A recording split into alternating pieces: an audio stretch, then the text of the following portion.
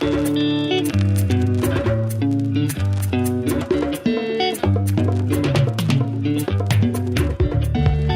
you're listening to Talking Africa, a weekly conversation to deconstruct the news from the continent, brought to you by the Africa Report magazine. My name is Nicholas Norbrook. Welcome to the show. We'll be speaking to Crystal Orderson, our Southern Africa editor based in Cape Town, about the run-in to the elections in May and the balancing act of President Cyril Ramaphosa. Later on, Patrick and I will talk about what's happening in Algeria and Sudan as uprisings start to solidify into genuine protest movements. But will they stick? Don't forget, you can keep up to date with the very latest news and analysis by subscribing to our newsletter. Everything you need to know in your inbox every day. Just head to www.theafricareport.com for more. And we have a piece on the upcoming elections for governor in Nigeria you should check out for the very latest on that, and much more besides. So we're speaking to Crystal Orderson, who is in Cape Town. Crystal, how are you doing? Good, thanks, Nick. It's a windy day in Cape Town. A windy day here. Well, it's a freezing day here in the near Earth orbit in our podland.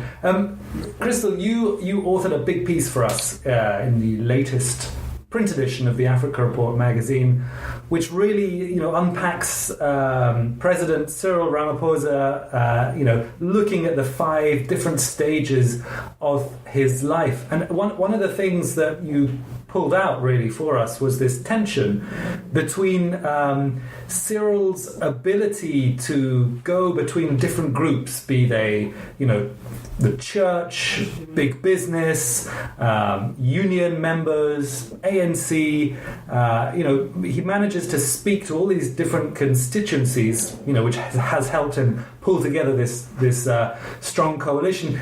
And on the other side, maybe it perhaps is a weakness because the EFF, for example, can attack him and say, "Oh, you say you're the friend of the worker, but actually you sit there with big business and you're involved in the Marikana mining massacre through your links to various mining houses." Can you unpack that a little bit for us? Yes, Nick. So I think if one looks at Cyril Ramaphosa's history, it was grounded in your sort of black consciousness politics. In the 70s, he studied at what we define as a historically black institution, and that's where his sort of political consciousness started. But I think also the student grouping of that time, they've become the who's who in the country in terms of from judges to respected human rights people to respected business people and of course government officials. So I think that that shaped his early years.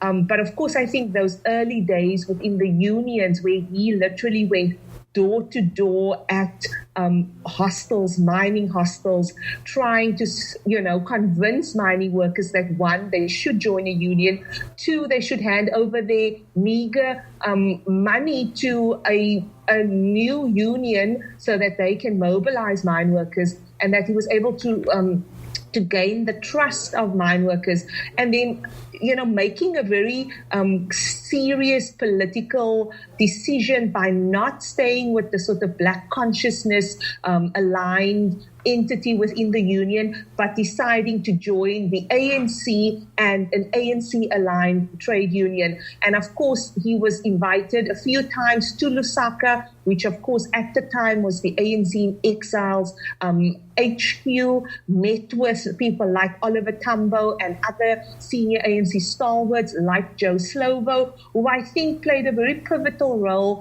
in again shaping Cyril Ramaphosa's politics. And that of course led to him being elected subsequently as Secretary General of the ANC. And of course, his competitors were people like Alfred Nzo, who became South Africa's first foreign minister, and of course, Jacob Zuma, who became South Africa's president. And again, we see how Cyril brings together that different aspects of his life, the Black consciousness, student upbringing, being involved with the unions, being able to mobilize workers, and then again, joining the ANC and being part of that mass democratic movement, playing then a very pivotal role in the negotiations with the apartheid government.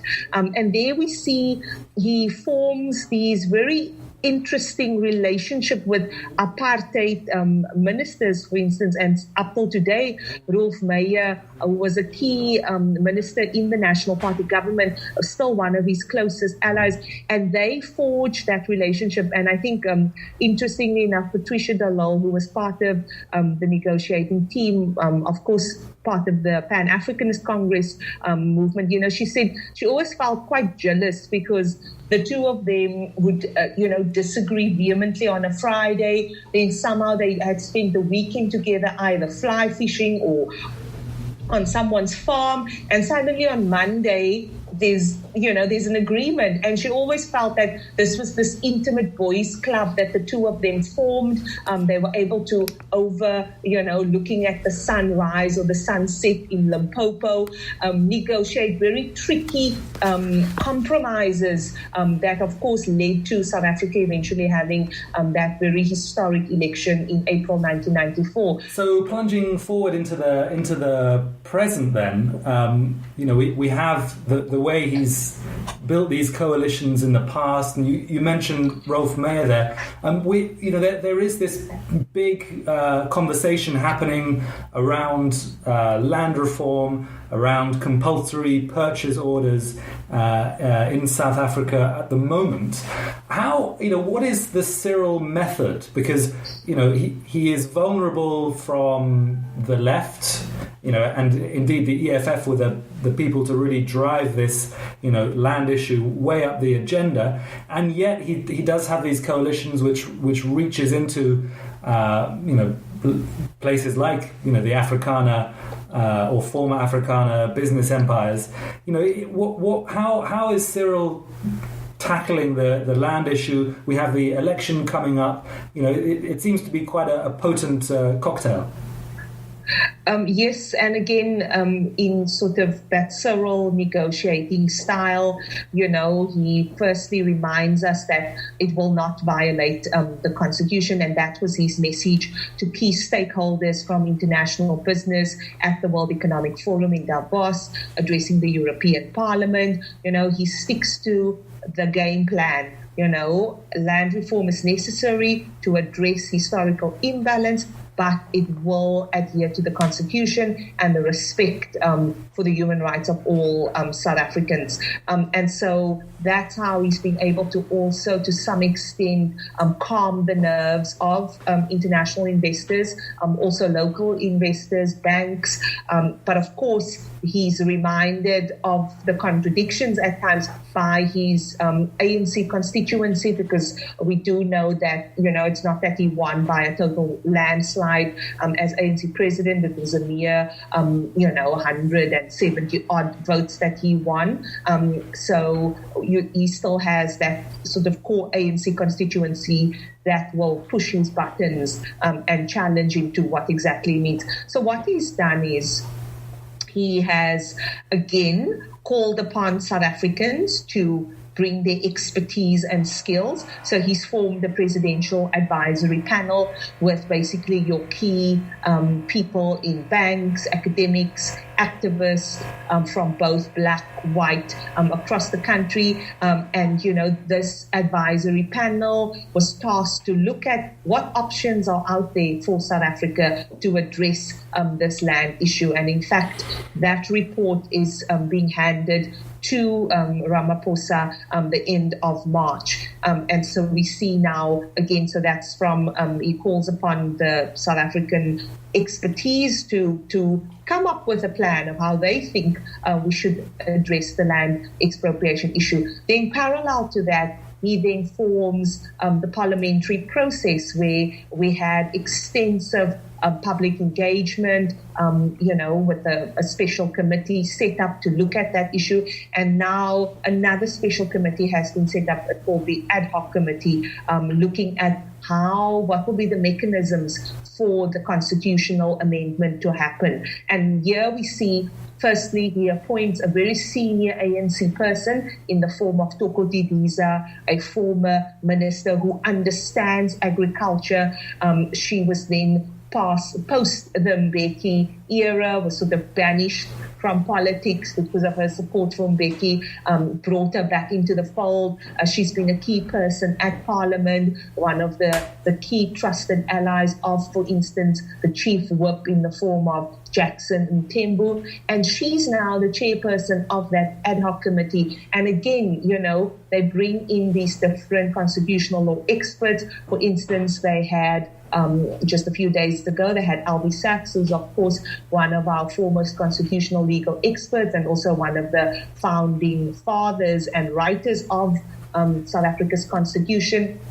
And again, bringing in these experts to give us a perspective on, what would it mean to amend the Constitution.